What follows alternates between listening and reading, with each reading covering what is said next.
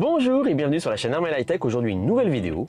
Pourquoi ai-je décidé de teinter les vitres de ma Tesla Model 3? Générique.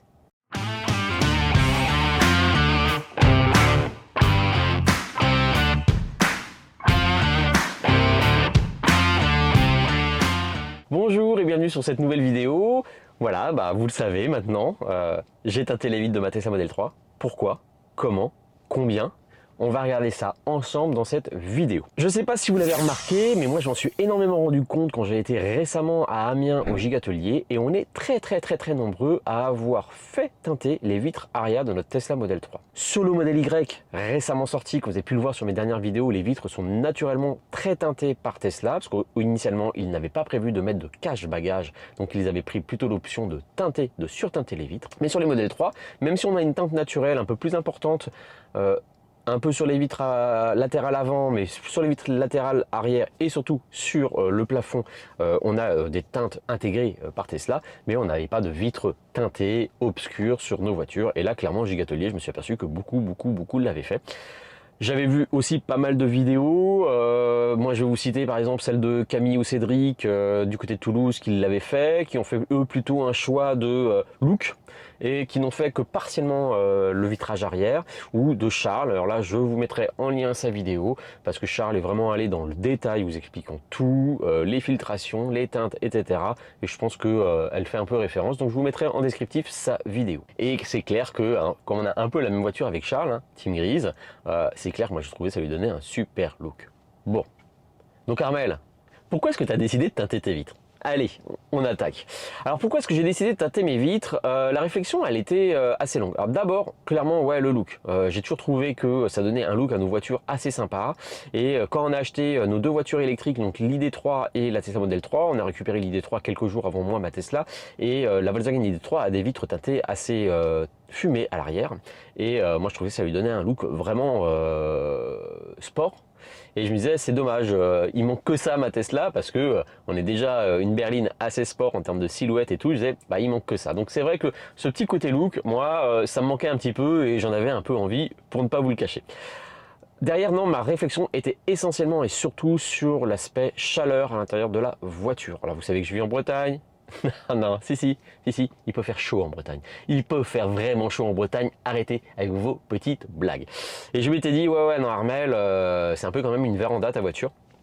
Tout le toit est vitré pour ceux qui ne le savent pas, intégralement, les vitres arrière et le pare-brise. Donc on se retrouve un peu comme dans une véranda. Et moi j'avais un peu peur que ça fasse, voilà, cocotte minute à l'intérieur l'été. Et donc je m'étais dit, avant de te lancer bille en tête, ça se trouve c'est une dépense qui ne sert pas à grand chose. On va déjà passer un premier été et puis on va voir si vraiment c'est compliqué dans la voiture. Clairement, la voiture en plein parking, on sent bien la chaleur. Et même en roulant de très fortes journées d'été à 25-30 degrés, vous mettez votre main près du vitrage, vous sentez cette onde de chaleur. Après, la clim est super efficace et c'est très facile d'être dans la voiture à une température agréable. Mais voilà. Clairement, on le sent. Alors après l'hiver, c'est un avantage, c'est-à-dire que si vous laissez votre voiture sur un parking qui fait -5 mais que c'est au soleil, il va faire bon dans la voiture. Et donc voilà, ça m'avait convaincu de me dire il faut que tu le fasses, tu le feras au printemps. J'ai laissé passer un petit peu de temps, j'ai été au Gigatelier, j'ai vu un petit peu toutes les voitures, voir un petit peu toutes les configurations et ça a fini de me convaincre. Et donc je suis passé à l'acte fin avril, début mai. Et pourquoi? Moi déjà, je vous conseillerais, c'est de vous renseigner dans votre secteur et par le bouche à oreille, on peut vous conseiller des professionnels qui ont une bonne réputation. Donc moi, clairement, c'est comme ça que j'y suis allé. J'ai des amis qui bossent dans le domaine de l'automobile, qui sont concessionnaires, et je leur ai dit, voilà les gars, est-ce que vous pouvez me conseiller? Et on m'a donné le nom d'une personne. Et je suis arrivé dans cet atelier, Glastint. Et ça tombe bien en fait parce que j'ai découvert aussi récemment, parce que j'ai rencontré Cyril Touchet du Tesla Honor Club France, président, et qui me disait que sur le Tesla Honor Day qui va se passer le premier week-end de juillet de cette année, Glastint sera présent aussi sur le stand avec Michelin ou autre. D'ailleurs, pour ceux qui ne le savent pas, le Tesla Honor Club France, c'est quoi? C'est le seul club officiel reconnu par la marque Tesla. J'y suis adhérent et ils organisent plusieurs manifestations de rencontres entre les membres du club, etc. Donc c'est vraiment assez sympa et très convivial. Et tous les ans, donc ça sera la 2e édition cette année, parce que le club est assez récent, c'est une journée où l'ensemble des membres français du Tesla Owner Club sont invités. Et cette année, c'est un événement assez génial parce qu'on va aller chez Michelin à Clermont-Ferrand, on va même pouvoir accéder à leur circuit. Donc ça va être une journée assez super. Donc voilà, normalement j'y serai. Donc si vous voulez vous intéresser là-dessus, Glasstin sera sur le tarmac entre guillemets. Ma voiture aussi, donc voilà, on pourra en discuter si ça vous intéresse. Donc voilà, je suis arrivé chez Glasstin. Quand vous arrivez dans le local, bon, il y a un petit bureau assez sympa, on prend les coordonnées et puis on discute un petit peu et c'est cette étape qui est vraiment importante sur le choix du film. Alors, je vais enregistrer mon écran en même temps. Comme ça, vous pourrez voir, je pourrai vous montrer ce que je suis en train de regarder en live. Voilà. Donc, on est sur le site de Glasstin.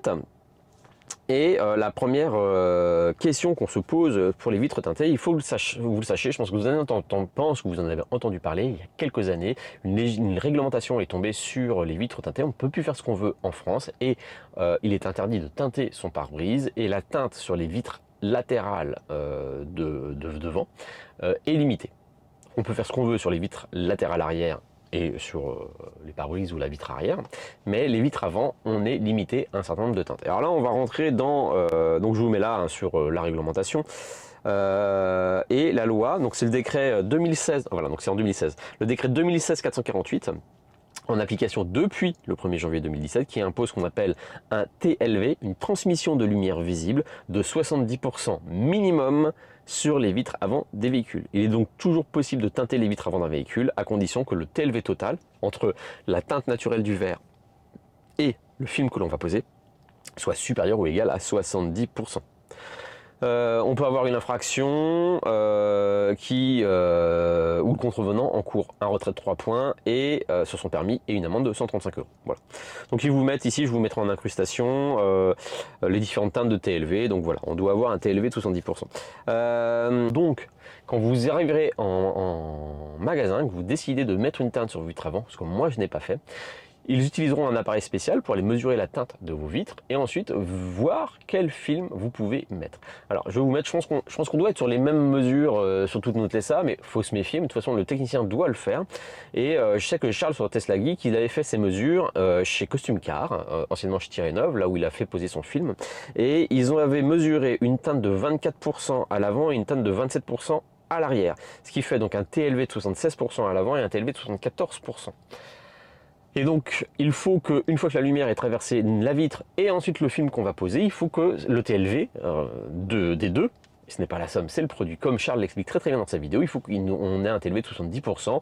Et donc, si on est sur une teinte de 24% avec un TLV de 76%, ça nous autorise une teinte maximum de 8% sur le film que vous avez posé pour que les deux ensemble, on ait un TLV qui soit 70%. Moi, j'ai pas décidé de le faire. Même si en termes de look, je trouve que ça rend plutôt pas mal d'avoir une sorte de dégradé. D'avoir une sorte de dégradé de l'arrière vers l'avant, c'est vrai que ça rend plus joli. Je vous montrerai à la fin des photos comparatives entre des voitures d'abonnés et puis ce que moi j'ai fait. Et donc moi j'ai décidé de faire ce qu'on appelle juste un 3/4 arrière, c'est-à-dire les deux vitres arrière et le pare-brise total arrière, vraiment pour diminuer un petit peu la chaleur dans la voiture. Et puis aussi, forcément pour le look, et puis aussi, pour nous donner aussi une petite confidentialité dans la voiture. La confidentialité, c'est quoi? C'est le fait que l'on va pas voir, ou moins voir, ce qu'il y a à l'arrière de la voiture. Alors clairement, au début, ça faisait vraiment pas partie de mes préoccupations, mais je m'aperçois qu'à l'usage, que inconsciemment ça doit jouer, parce que depuis que j'ai mis mes vitres teintées, eh ben, je laisse traîner beaucoup plus de choses à l'arrière, je les vois plus, donc je me dis pas que c'est le bazar dans ma voiture. Avant, je voyais ça, tout ça, donc c'était super bien rangé dans ma voiture. C'est vrai que depuis que j'ai le film teinté, j'ai plein d'affaires qui traînent derrière. Donc voilà, la confidentialité, c'est finalement peut-être quand même inconsciemment important pour moi. Et c'est Sébastien, un de mes abonnés, tu te reconnaîtras, qui disait bah c'est super Armel, maintenant tu vas avoir ton studio en toute confidentialité et voilà, je peux me mettre sur un parking sans que les gens s'aperçoivent que je suis en train de me filmer dans la voiture. Non, c'est vrai que c'est un petit avantage. Voilà, donc voilà les raisons pour lesquelles j'ai choisi. Alors quel film j'ai été choisir chez eux. Et en fait, chez Glasstin, voilà, je vous remets en incrustation, Glasstin, ils ont un film spécial adapté pour les voitures électriques. Ils l'appellent le E Atterman.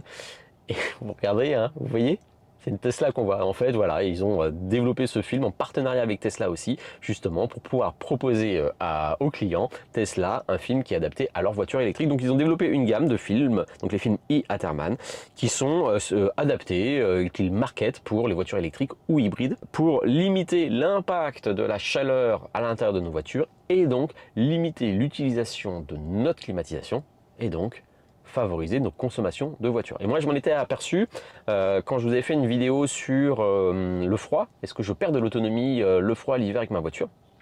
Je vous avais mis un petit peu tous les mètres sur un trajet que je fais régulièrement, ma consommation en fonction de la température. Et j'avais remarqué qu'en effet, jusqu'à 20-25 degrés, je suis à peu près sur les mêmes consommations, mais dépasser 25 degrés de température extérieure, là, je vais consommer, surconsommer sur mon trajet parce que la climatisation va être en action. Donc sur des trajets à 28, 27, 29 degrés, là, je consomme beaucoup plus. Alors vous allez me dire, Armel, en Bretagne, c'est pas fréquent. Alors ça va dépendre où en Bretagne, hein. Si vous êtes sur Rennes, vous allez voir que le cagnard l'été, c'est quand même bien réel. Sur la pointe bretonne, ce l'est un peu moins vrai, mais nous à Lorient, c'est quand même assez régulier de pouvoir avoir des pics de température au-dessus de 25 degrés. Alors si vous êtes sur la côte d'Azur, je n'imagine même pas pour vous. Et donc ce film est spécialisé là-dessus. Donc ce film, il a une protection contre l'éblouissement, des économies d'énergie évitant une surconsommation liée à la climatisation, une sécurisation partielle.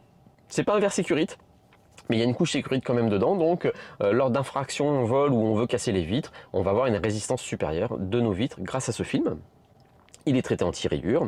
Et un truc que je ne savais pas, c'est que il semblerait que certains films peuvent nuire à la réception 4G de nos téléphones dans la voiture. Et si vous faites un film sur l'ensemble des vitrages de votre voiture, eh ben, a priori, certaines personnes ont leur téléphone, leur réception 4G, voire même Wi-Fi, perturbée. Donc voilà, ils ont fait les tests et il n'y a aucune perturbation avec ce film-là.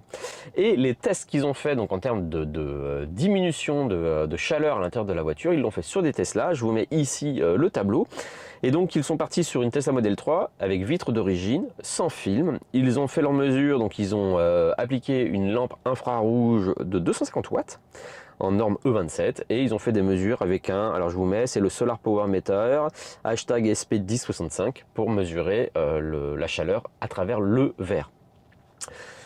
Donc avec cette lampe infrarouge, ils étaient sur un apport d'énergie solaire de 377 watts au mètre carré et avec le film, on est à plus qu'à 125 watts au mètre carré, donc on divise par 3 l'apport calorique lié à la chaleur du soleil.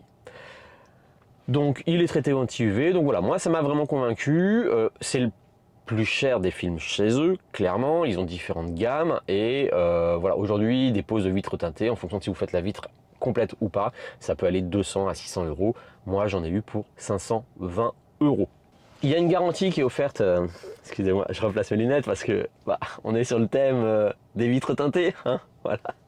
D'ailleurs, ce sera la vignette. Tchic.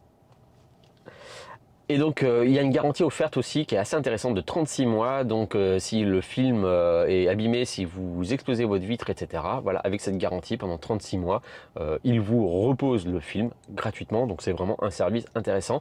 Après, ce que vous pouvez faire aussi, c'est le spécifier au niveau de votre assurance voiture, en cas de bris de glace, pour que votre assurance prenne en charge ce film que vous avez posé pour le remplacement et que vous n'ayez pas à le repayer. À voir avec votre assurance de la pertinence ou pas. Donc voilà, donc j'ai choisi ce film e-Atterman et ensuite voilà, se pose la difficulté, c'est quel type de teinte on va choisir, hein. Donc sur les vitres arrière on choisit la teinte qu'on veut, comme je vous montre dans le magasin, voilà, on a des échantillons pour s'apercevoir, etc. C'est pas forcément évident. Moi ce que j'ai jamais voulu avoir, c'est un peu mon expression, c'est j'avais pas envie d'avoir une voiture corbillard. Je voulais pas une teinte qui soit trop prononcée pour pas donner un aspect noir comme on pourrait avoir sur un corbillard. Et donc sur les teintes proposées, il y avait le 20 ou le 12. Donc le 12 a une teinte plus forte. Et ce qui est vraiment bien, c'est qu'il m'a découpé 2 échantillons. Il me les a posés sur une de mes vitres arrière. Il m'a dit allez voir à l'intérieur pour vous rendre compte. Là je vous mets la photo. Et ceux qui étaient sur Instagram l'ont vu. Où je leur dis les gars, mesdames, quelle teinte vous voulez que je prenne? Et puis finalement j'ai pris la 20, c'est-à-dire celle qui est un TLV de 80, donc j'ai pris le moins foncé. Et d'extérieur, je vous montrerai les photos. Voilà, on voit bien que les vitres sont teintées, ça donne vraiment un look. Et donc j'ai fait ce choix-là de teinte. Ensuite, alors combien de temps ça dure?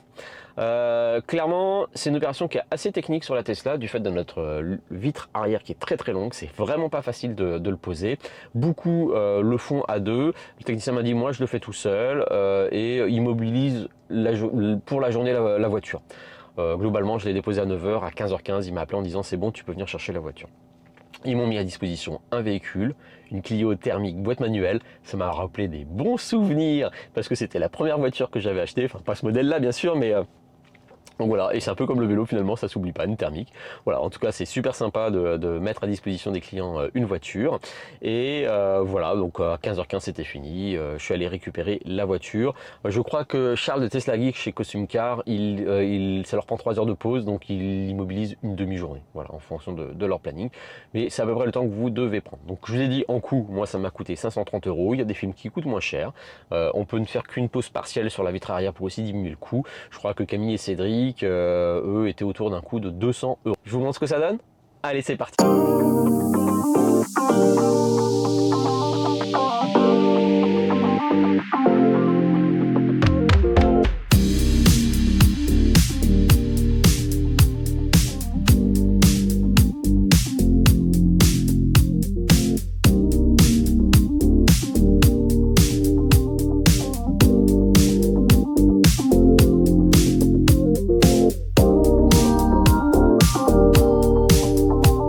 Bon bah franchement, c'est classe hein. Quand je suis arrivé dedans, là, tout de suite je dis attendez, je vais filmer. Franchement, elle a un look super. D'ailleurs, plein de personnes sur Instagram, quand j'ai repassé ces images-là, on dit waouh, t'as fait une céramique? Non, en fait, c'est même pas une céramique. Hein. J'ai pas fait de céramique sur ma voiture. J'utilise ce qu'on appelle un quick detailer, une céramique en spray, Hydro 2 de chez CarPro. Et voilà, c'est super pratique. Vous faites ça au moment du lavage. Donc, vous lavez votre voiture, vous la rincez, vous ne séchez pas la voiture. Vous laissez la voiture humide, vous appliquez le spray sur la voiture, vous repassez un coup de Karcher, ça applique tout le produit dessus. Et regardez la brillance qu'on obtient, c'est assez impressionnant. C'est super pratique. Le bidon d'un demi-litre, il doit coûter une vingtaine d'euros grand maximum.